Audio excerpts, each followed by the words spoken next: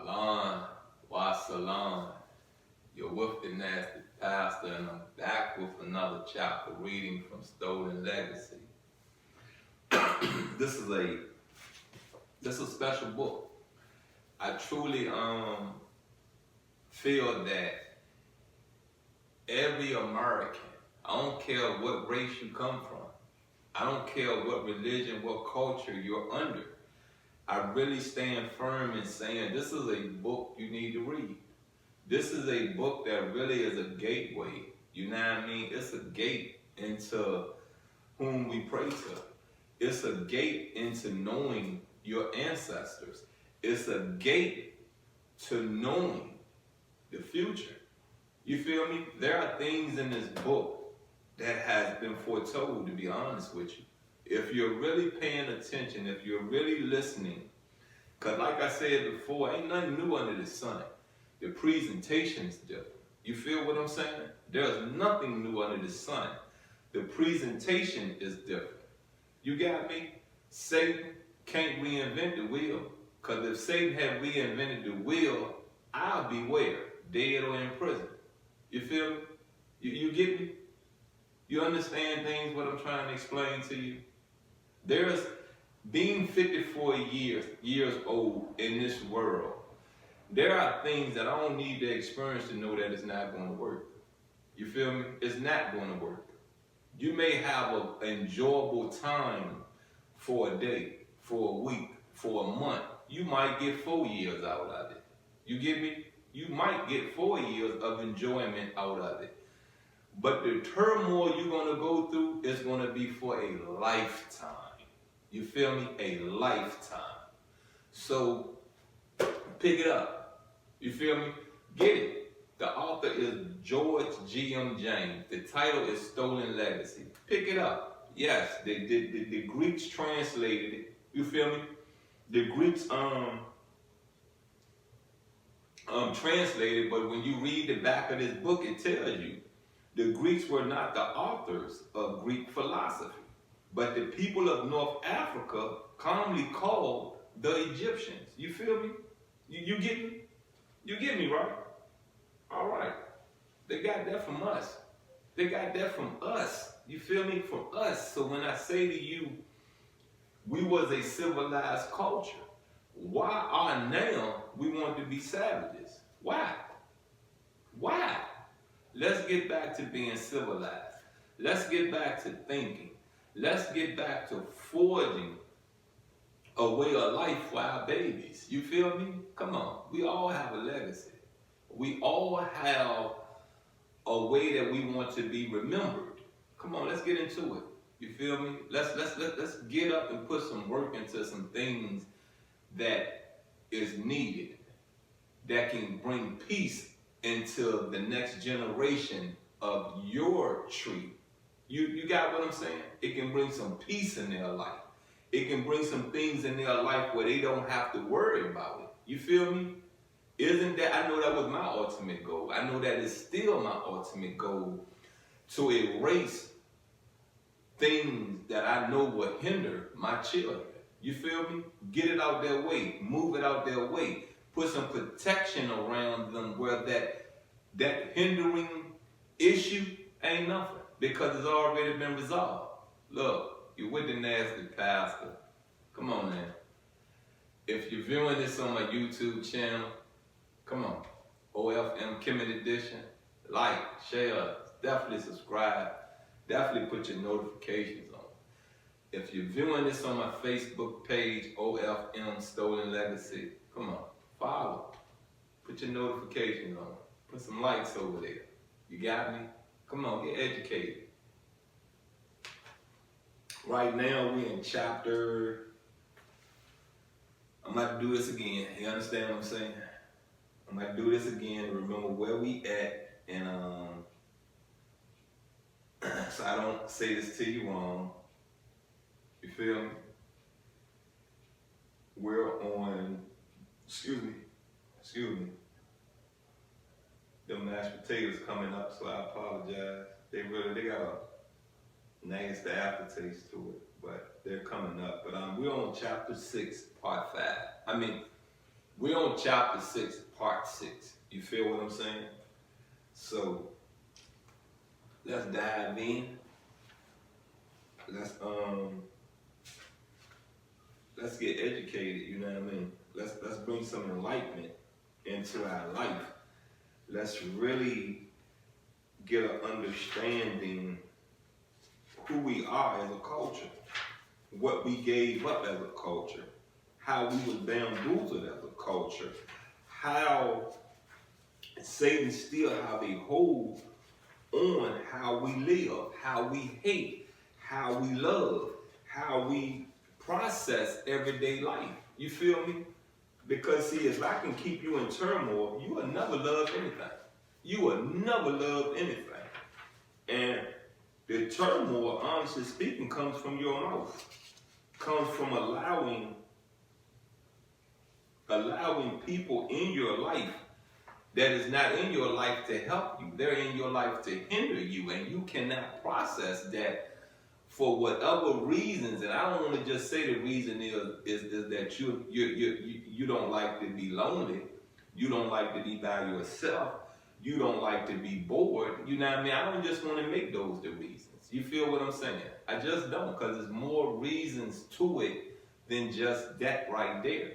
But you have to, you know what I mean, decipher your friends. You feel what I'm saying? Yes, the word, decipher. Decipher your friends. Decipher your associates. Decipher your family.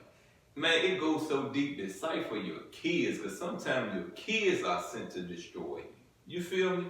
They're sent to destroy you. Got it? Look, let's get on into this read. Ancient mysteries. Plato, early life, travels, disputed writings, his doctrine, summary of conclusions. This is what's getting ready to go on in this. And it's long, so we're going to break this chapter down. We're going to just keep breaking it down, breaking it down, breaking it down. All right, his early life. Plato is said to have been born at Athens in 427 BC, and that his father's name was Aristo, and his mother's name was Pyrrhichion, who was a relative of Solon. Little information is known about his early life and training, but there is a suspicion that because his parents were wealthy, he must have had such educational opportunities as were available to a wealthy youth. He is said to have studied the doctrines of Heraclitus under Cratias, and to have been a pupil of Socrates for 8 years. It is also said that he was a soldier. He was 20, now we getting into his travels. He was 28 years old when Socrates died. So he met Socrates at 20. And together with the other pupils of Socrates, he fled from Athens to Euclid at Megara for safety. He kept away from Athens for 12 years, during which time it is also said that apart from visiting Euclid, he traveled to southern Italy, where he met the remnant of Pythagoreans, to Syracuse in Sicily, where through Dion he met Dionysus, to whom he became a tutor, who subsequently caused him to be sold as a slave and to Egypt. God Almighty, you get it? So whatever happened, you feel what I'm saying? He got tricked and bamboozled into some mess. You feel me?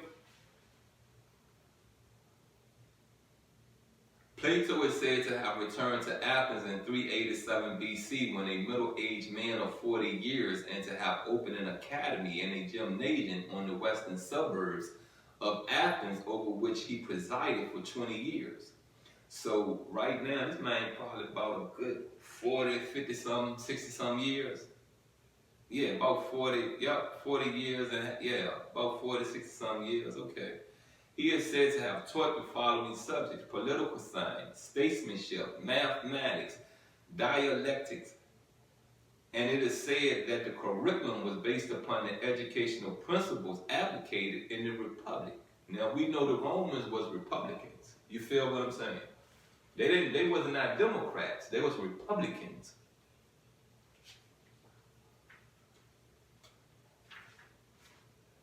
All right, another one. It says his writings are disputed and doubted by modern scholarship. There are 36 dialogues and a number of letters which Plato is supposed to have written, but which are disputed and doubted by modern scholarship. Grote states that Plato has written only those dialogues that bear his name. Schmidt states that only 9 of the 36 dialogues are genuine, while Aristotle considered the Platonic dialogues as 9 in number, namely the laws Timaeus, Phaedo, Symposium, Phaedrus, Gorgias, Thaccius, Phidias, and the Republic, which thought are genuine.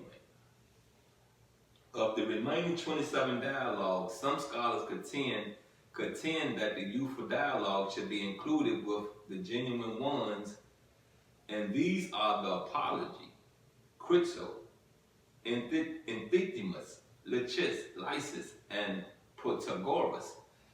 And of the remaining 21 dialogues, scholars suggest that those which were not written by Plato must have been written by his pupils. And I want to say this because if you remember Plato, Socrates, the rest of the philosophers, you know what I mean, they were brought up on plagiarism. So now you understand that when we're reading this part of this chapter and it's telling you that there are dialogues that's genuine. You feel what I'm saying? He wrote some of that, but you have more dialogues and information that he got from all the Greek mystery system. That's plagiarism. So if you understand why he's dead, if you understand why Socrates is dead, if you understand what the Greeks and the Romans did when they found out that this is ancient Kemet philosophy that you brought into Europe to change the way we think, how they felt. How did they feel?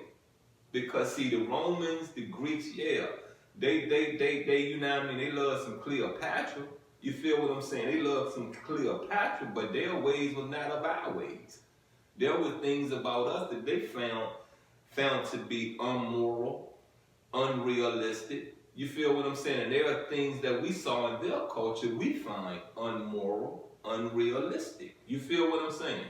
So for me to bring Islam into the Kemite culture, there's something wrong with me. You feel me? There's a lie that I have told. For me to bring Baptist, Catholic, Christianity into the Kemite culture, there is something wrong with me. You feel what I'm saying? We're not of the same culture. Yes, there's gonna always be one word. And if you're really studying, if you're really into your studies and you have not just studied the culture you're in, you could tell that there's only one word, right? Because all of these scriptures, these Bibles, they start the same, end the same. You feel me? You get it now? If you can connect the dots, you can see that it's the same story, it's just under a different name. The doctrines of Plato. The doctrines attributed to Plato are scattered over a wide area of literature, being found in piecemeal throughout what are called dialogues, but particularly in connection with the theory of ideas and its application to natural phenomena, which includes the doctrines of the real and unreal, the nous, mind and creation, the ethical doctrines concerning the highest good, definition of virtue and the cardinal virtues, the doctrine of the ideal state, whose attributes are compared with the attributes of the soul and justice. Following this order, they are as follows.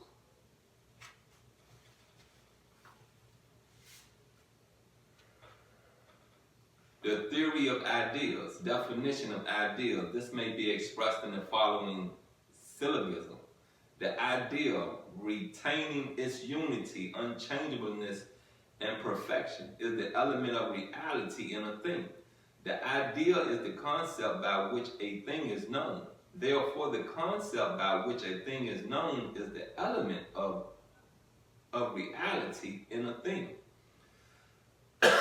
It follows as that since the concept or idea of a thing is real, then the concrete thing itself is unreal. Did you get that? Did you get it? Did you get it though, right? Look, we're gonna end this chapter reading right there. You got me? And like I said, remember we're on chapter 6, part 6. And did you get that right there? You know, if you can't prove to me that that's a fact, let me say it to you this way. There was a time I told a person straight up, man, you know, how you know the color we're viewing of the sky is the real color? Why that can't be green? You get what I'm saying? And see, the point that I was making to the person I was talking to, you've been told that that's the color of green, so that's what you believe in, that's the color of green.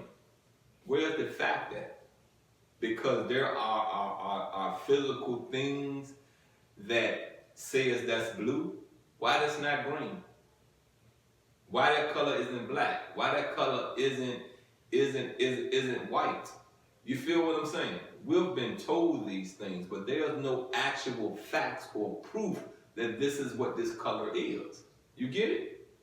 That's what I just read, and that's how I processed it, and that's how I understand this. Feel me? You get it?